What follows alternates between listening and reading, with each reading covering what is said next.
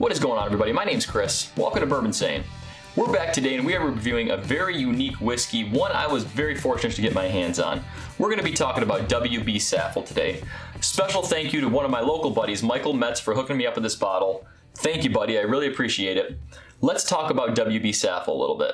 Now, this is the third expression released in the Whiskey Baron series put out by Campari. Now, Campari is the parent company of Wild Turkey, actually. So there are three expressions now: the Bonded Lillard, the Old Rippy, and then finally the WB Saffell, which was put out earlier this year in 2019. Now, WB Saffell was a distiller back in the Prohibition era, so the mid-1800s. He loved distilling. He actually had his distillery open all the way up through Prohibition, and then once Prohibition hit, they were unable to make his whiskey anymore. But Campari decided, hey, let's bring back the WB Saffell label. Let's try to replicate that Prohibition, pre-Prohibition style flavor. And that's what they want to do, kind of a little smokier, that dusty note, if you will. That's what Campari tried to do. Now, this is all wild turkey juice, and it's actually some older wild turkey juice. There's a 6, 8, 10, and 12-year-old wild turkey bourbon in here. Jimmy Russell and Eddie Russell didn't have any creative input on this. This was all Campari's doing. So it's separate from the Wild Turkey distillery itself. They just used their stocks to make it. As with all Wild Turkey products, it does follow that same mash bill. So 75% corn, 13% rye, and 12% malted barley.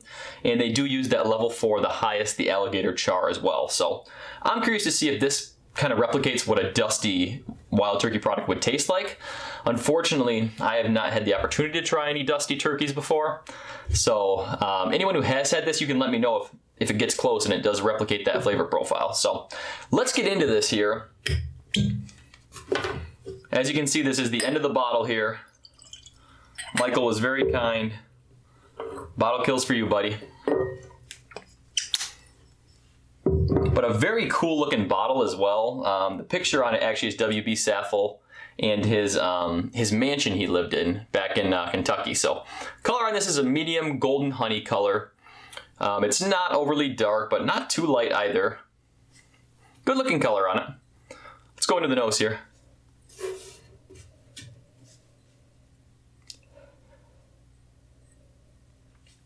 Immediately, I think this has a wild turkey profile. It definitely reminds me of some of the rare breeds, the Russell's Reserve picks I've had in the past. I would describe it as almost a sour note.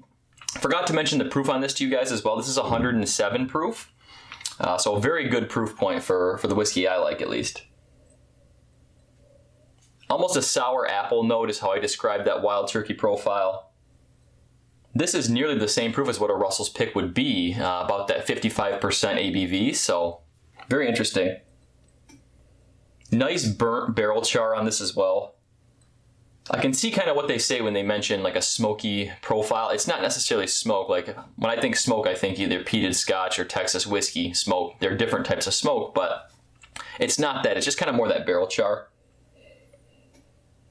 It smells like a delicious bourbon with all the normal flavors, though. You get your caramels, vanilla, creme brulee, like a burnt brown sugar.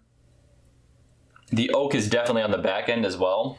So I think some of those 10 and 12 years are popping through on this bottle. It smells great. Let's give it a sip.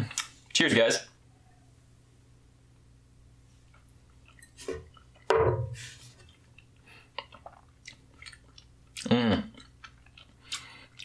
Great mouthfeel. Nice medium to long finish going down right now. A little bit of that drying oak note on the back of the palate, which is where I'll usually pick up oak notes.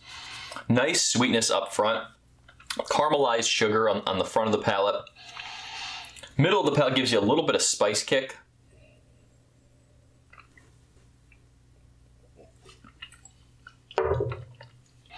Almost like a cinnamon apple spice kick on the center of the palate. Very nice mouth coating though. This is also a non-chill filtered product. That definitely helps with the oiliness, the viscosity, that mouthfeel.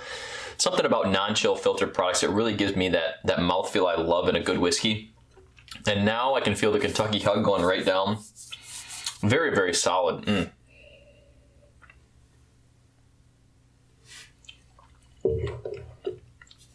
I am really a fan of this. Just a very well-rounded, well put together whiskey and bourbon.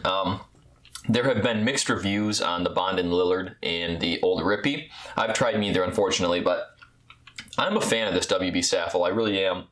I think it gives you a nice experience. Great on really all parts of the palate. You know, the front of the tongue, center, and the back of the palate with the oak. Nice mouth coating and mouth feel. It's a great pour. Unfortunately, this is a very limited distribution bottle. Pretty much just Kentucky and a lot of times just the distillery. This does come in at $49.99 for a 375. They don't make these in a 750. So unfortunately, you have to be at the distillery or around that Kentucky area, and you have to pay for just a 375. But for my money, I would say pick it up, or at least try to have a friend or someone who can give you a pour and see how you like it first. Thank you guys so much for watching the review today. If you like these types of videos, please do hit that like button and that subscribe button. Also do still have some challenge coins available if you're interested. Go ahead and hit me up, bourbonsane@gmail.com. I appreciate you guys all being here today.